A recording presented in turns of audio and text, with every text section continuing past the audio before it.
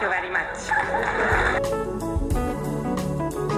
Hey, it's Kaufman is Alive. I look at comic books new and old, and Marvel's released more information on the upcoming X-Men Age of Revelation event coming this October. I did a review of X-Men Age of Revelation number 0 that came out this week. Go check that out, the Humberto Ramos Shadow Drop variant cover. I've also covered the first batch of comics that they put information out already earlier in the week, and they just came out with more information on the other titles, so I wanted to go through those today and show you the covers that they also dropped. So first we got Cloak or Dagger. This is written by Justina Ireland. It's got art by Lorenzo Tomita. It says, Ghosted. 10 years later, and Tandy and Tyrone have tied the knot, but their bond has come with a terrible cost. Now they can no longer exist on the same plane at the same time. Reunited at last, the pair now face a love story warped by power and fate. And these all come out October 29th. Next, we got Expatriate X-Men number 1. Expatriate meaning to banish a person from their native land. Seems like they might be running out of adjectives for X-Men at this point. This seems like maybe a continuation of the Eve L. Ewing written X-Men book, Exceptional X-Men. That's out right now. This has got cover and the artwork by Francisco Mortarino. It says, United by war, 10 years later, like the fallen and reassembled United States, the new team of Ms. Marvel, Bronze, Melee, and Rift rises.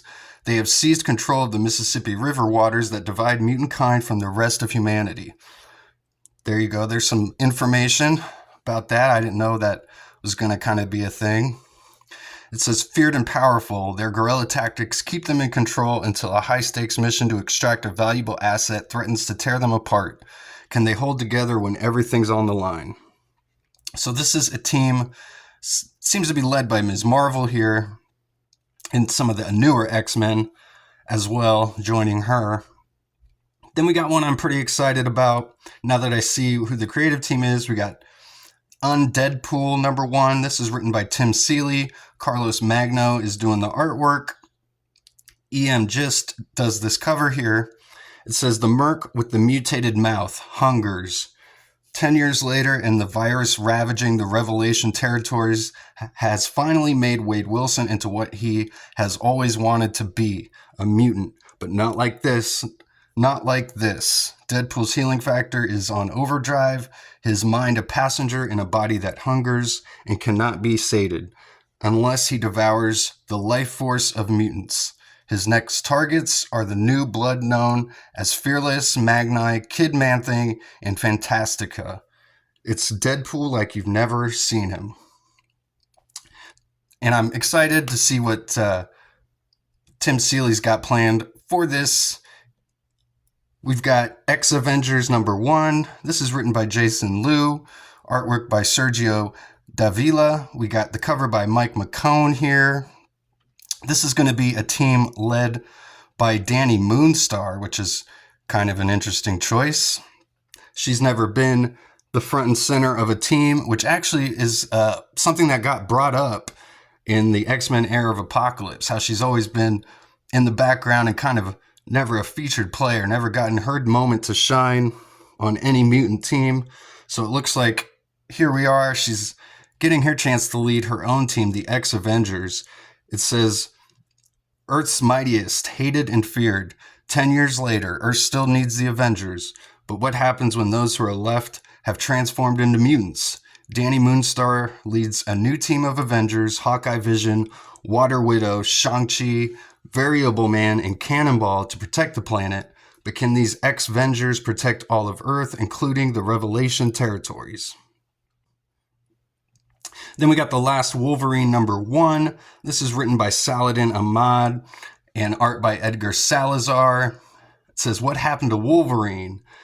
X years later, the people of Vancouver cheer a new hero, the wonderful Wolverine, aka the Wendigo, Logan's last student. But what happened to Logan?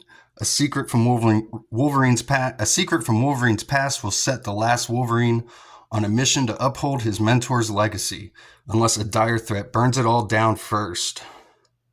So we were wondering if this was Beast or Wolverine or a combination of both. I proposed maybe in the previous video it was that McCoy character, like a futuristic beast that Rob Liefeld had introduced back in his Major X books, but it looks like this is a version of Wendigo combined with Wolverine. Then we got Omega Kids #1. This is written by Tony Fleeks. We got art by Andres Genolet, and the cover's by Rod Reese.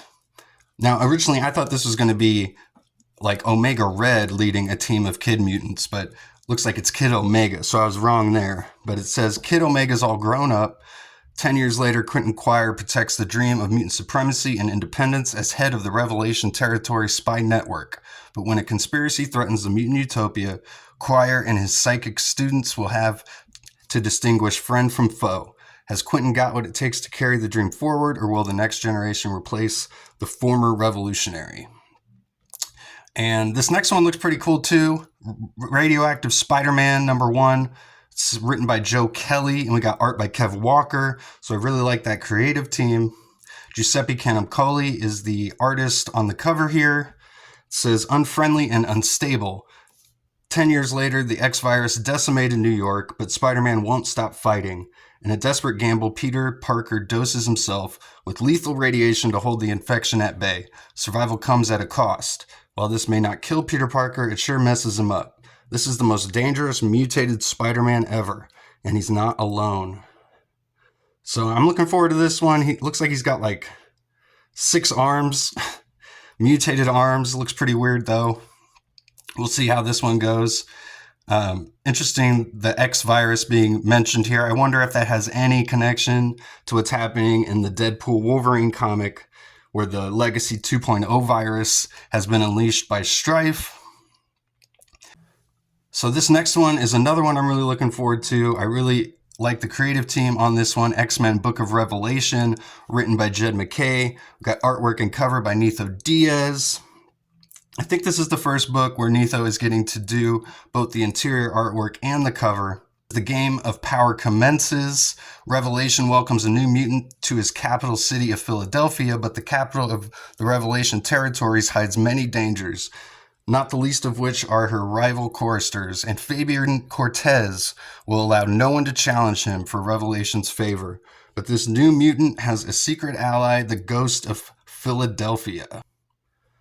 So that's all the information on all these upcoming X-Men comic books, The Age of Revelation. Let me know what you guys think, if you're excited about any of these, or if you think this might be a good jumping off point for you, or maybe a good jumping on point. Let me know, and I'll see you guys on the next one. Please subscribe if you haven't yet. Please like the video if you've made it this far. Go read comics.